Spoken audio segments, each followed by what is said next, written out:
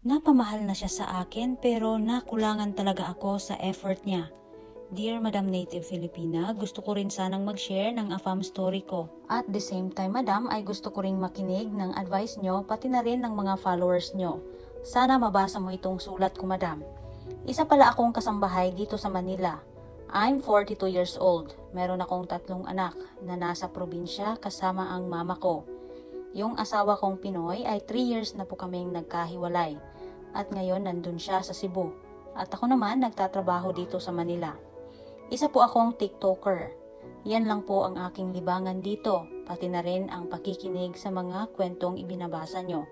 At naiinggit ako, Madam, dahil marami akong nakita dito sa TikTok na nag-asawa ng AFAM. Kaya naman, pumunta ako sa mga dating sites. Halos lahat ng dating sites ay napasukan ko na. Madam, iba-iba po yung nakilala ko. May mga bastos, meron din namang hindi. Hindi lahat ay seryoso. At minsan, nakakapagod ng makipag-usap.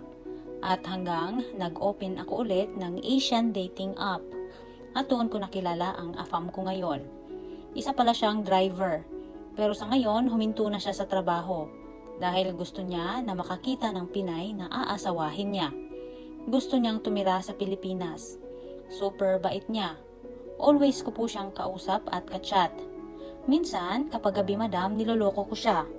Sinasabi ko sa kanya na masakit ang tiyan ko or masama ang aking pakiramdam. Nandyan po siya palagi naka-video call. Minsan nga magdamag na kaon ang video call namin. Hindi na siya natutulog at wala na siyang nagagawa kundi ang bantayan akong natutulog, Madam. Ramdam ko naman na mahal niya ako pero para sa akin may kulang. Haha. Madam, naiinggit kasi ako sa iba na may paayuda pero nahihiya akong magsabi tungkol sa pera. Dahil ayoko namang sabihin niya na kagaya ako ng iba na mukhang pera. Pero gusto ko sana nabigyan ako, Madam. Hindi naman sa ganun na mukhang pera ako. Para bang mas mafo-fall ako pag may effort siya. Kaso, wala. 6 months na kami ngayon pero walang paayudang natanggap galing sa kanya. Okay lang ba yan, Madam?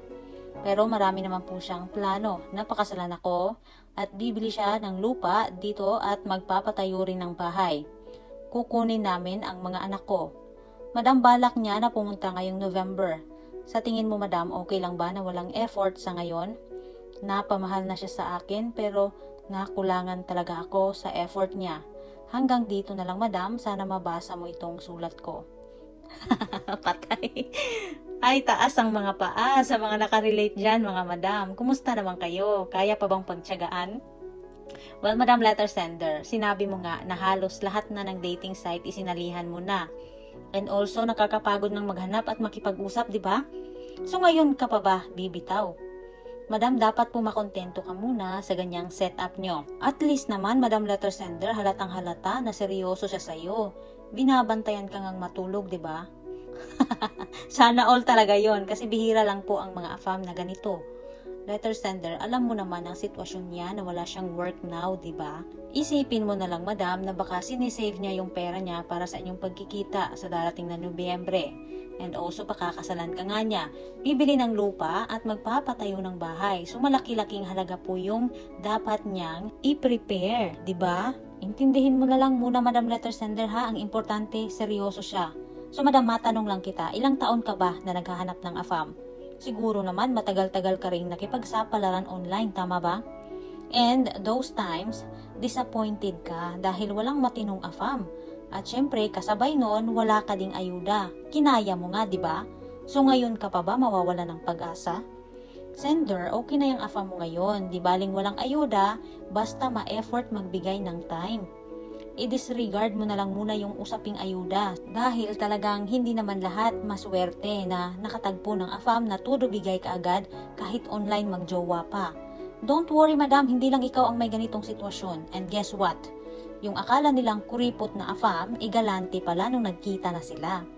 So, Madam, ang gusto kong sabihin sa'yo ngayon ay maging positibo ka. Isipin mo na lang din na nasa trial period ka pa kung hindi ka ba kagaya ng iba na mukhang pera. Kaya wag na wag kang magkakamaling pag-usapan na kailangan mo ng tulong niya patungkol sa pera. Kasi alam mo naman ang kahihinatnan niyan. Maaring bigla ka na lang iwanan. Isang pagkakamali mo lang sa topic na yan, iba ka back to zero ka at makwits yung 6 months mong pinaghirapan sa puyatan para makausap lang ang AFAM na yan. Madam, you already invested a lot of time. Kaya wag mong hahayaan na pumalpak ka sa AFAM mong yan. Sa ngayon, hindi importante ang paayuda dahil mas importante, imanatiling nagbabaga ang excitement at pagmamahal nyo sa isa't isa. So, para sa akin, madam, instead of iniisip mo yung disappointment mo dahil walang ayuda si AFAM, mas dapat pagtuunan mo ng pansin kung paano siya mas lalo pang painlavin. Ganon dapat, Madam Letter Sender. So, para naman po sa lahat ng madam na nakikinig dyan, please po, huwag kayong maiinggit sa mga may AFAM na nagpapaulan ng grasya habang magka-LDR pa sila. Kasi po, masasaktan lang kayo kung mag-e-expect kayo ng paayuda pero wala naman pala. Kasi naman po mga madam, hindi pare-pareho ang sitwasyon ng mga AFAM sa buhay. Karamihan sa kanila ay sakto lang. Sadyang maswerte lang yung iba na yung mga AFAM nila na nakatagpo ay mga masasagana na sa buhay nung dumating sila. Kaya masyadong galante kung magbigay ng paayuda. Dapat kasi change mindset. Kung mag-a-AFAM tayo, dapat po genuine ang ating intention. Na kaya tayo mag-a-AFAM because gusto nating magmahal ng AFAM. At hindi yung ang intention lang natin ay pera-pera lang.